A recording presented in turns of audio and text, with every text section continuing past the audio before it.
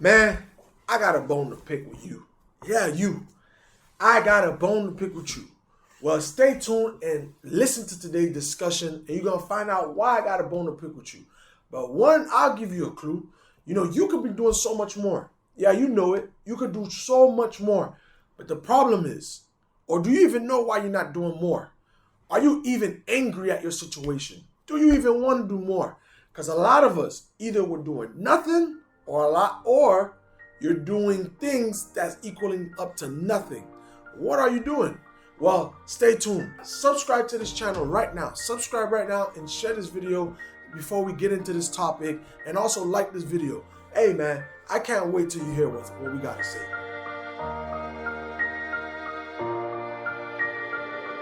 Sometimes you gotta be sick of being tired.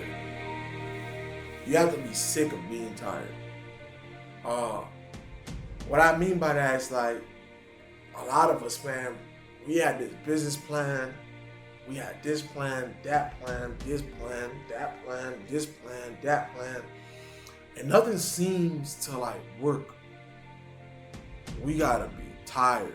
We gotta be sick of being tired. Or we gotta be angry. Like the Bible says, be angry. And like you could be angry, but it says do not say you're angry. Because there's some stuff without being angry, without being sick of being tired, you would never really get there. That's why the Bible says, you know, from the beginning, the kingdom of heaven have suffered violence, and the violent take it by force. You know, a lot of time it takes that, man, I'm sick of being tired.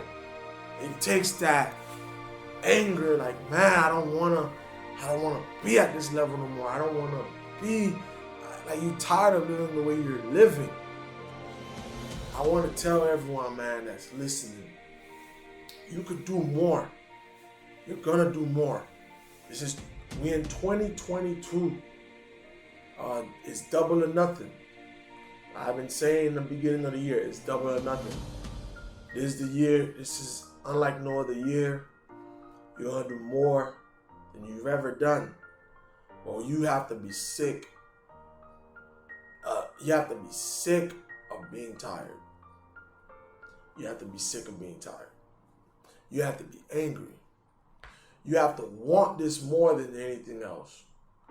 I was talking to somebody today and I was like, man, like, you know, black people, this is Black History Month, we're in February.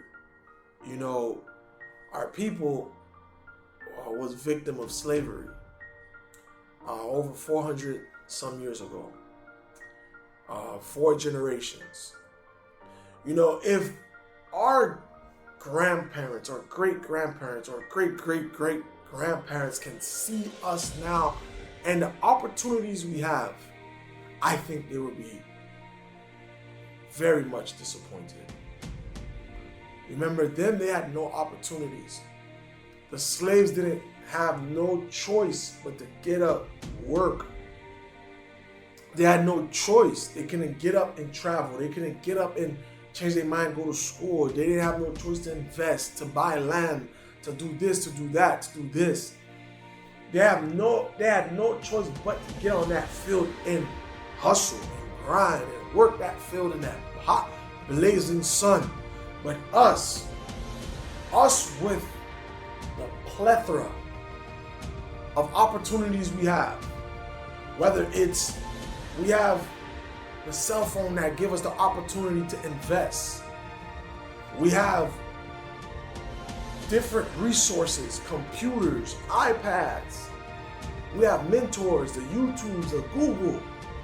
We have so much resources at the palm of our fingertips. And we do not take advantage. I just wonder what our ancestors, our great-grandparents, great-great-great-grandparents, if they can see us now, how would they feel? How would they react? Because they did not have this opportunity.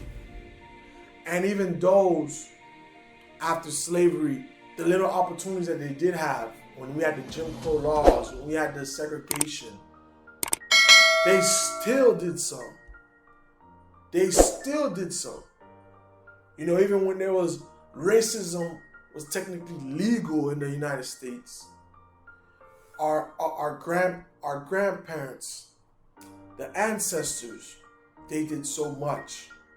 Even though we couldn't go to, you know, the same schools as the whites, work with the whites, drinking the same water fountain as the whites, but they still find a way to accomplish. So imagine how much more we can do today. Not only we can go to whatever school we put our mind to, not only we can go to wherever we decide to go, we can travel how we want to travel, we can be on the same plane, be in the same classrooms as whites or whatever. Imagine how much more we should be able to do. We can now talk and network and do things with the Caucasian. Imagine how much more we should do. That's why I think we should be, as a group of people, we should be mad. We should be mad. You know, sometimes it's only when you're mad, you move. It should be like a stirred up anger. It should be a holy anger in you that's like, man, I should be doing more than this. You had people doing segregation that was inventing stuff, that was working and doing stuff, changing laws. But now that, you know, we no longer have segregation, no matter how much, you know, we still see racism, but it's not legal. Back in those days, it was legal. Now it's not legal, and it's not as much. So imagine now how much more we're supposed to be doing. We have to do more. You have to push yourself. You can't be satisfied with where you're at. You gotta want more for yourself. You gotta want more. You gotta want more. And until you want more, you're not gonna get nothing more. You gotta want more. You gotta want so much more that it pisses you off. When you look at your situation, you're like, man, I don't belong here. I don't belong here. You gotta want more. You gotta want more, and you can do more. You can do more. Now, a lot of us, I said, we have resources like from phone technology that we are not using. We're not using it. We're not using our resources correctly. We're not using the YouTubes, the Googles. We're not using it. We're not using like these trading platforms, ways of investing. We have mobile banking in our hands. We can invest with a click of a button. You know, how are we going to bridge the gap?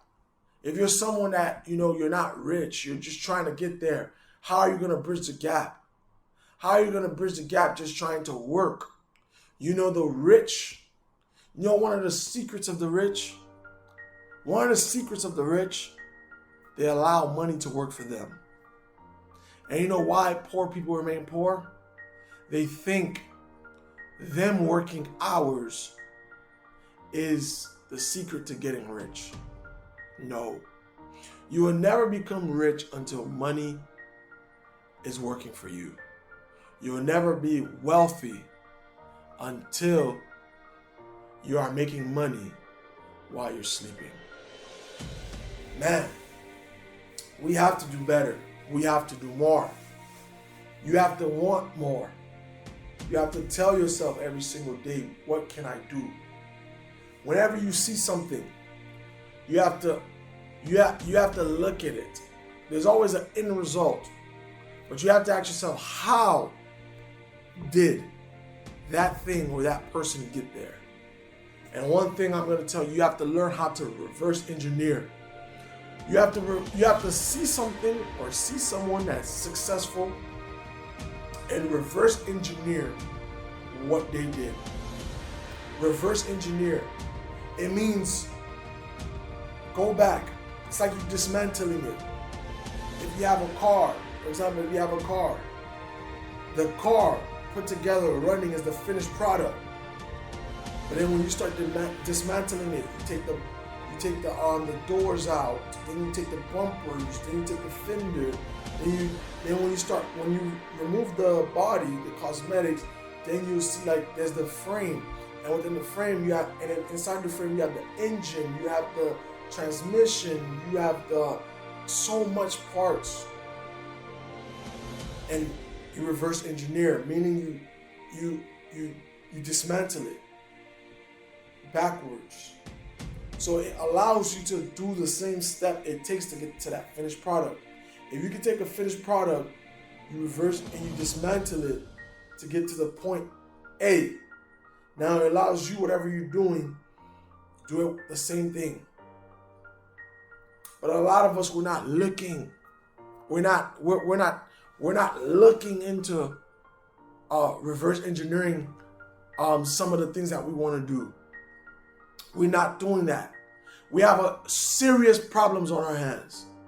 Because a lot of us, either we're doing nothing, or a lot of us, we're doing a lot of the wrong thing. I'll say that again. A lot of us, either we're doing nothing, and that's for the lazy people. That's for the people who do not know who they are, who do not understand their vision. Because if you understand your vision, that is an ultimate cure. That is an ultimate cure for laziness, is finding out your vision. Having a vision is a cure for laziness. We'll talk about that on another discussion. But yes, so once you find out that vision, a lot of people, they're either doing the wrong thing to accomplish that vision, or they're doing nothing towards that vision. Like I said, those are the lazy people. But for the people doing the wrong thing, either you're following what everyone else is saying, or you don't know where to start. Well, I'm telling you today, start by reverse engineering. Find someone or something that's where you want to go or how you want that thing to be. Look how they did it. Study them from the beginning. Don't always look at the finished product. Because a lot of us, we want the finished product. And a lot of us will build something.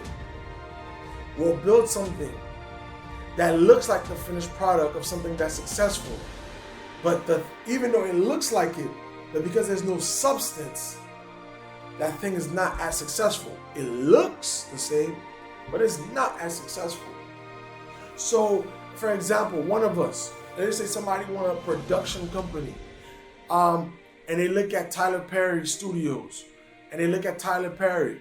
They went and go ahead. They're buying the equipment. They're doing a bunch of things like from what it looks like, but they don't see the process that it took Tyler Perry.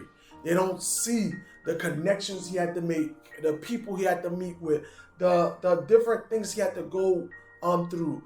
They don't see all that. So they have the look, but not the substance. I'm telling you today, reverse engineer so you can have substance. It's not about just the look. It's not about how the finished product look, but it's also the process it took to get to that finished product.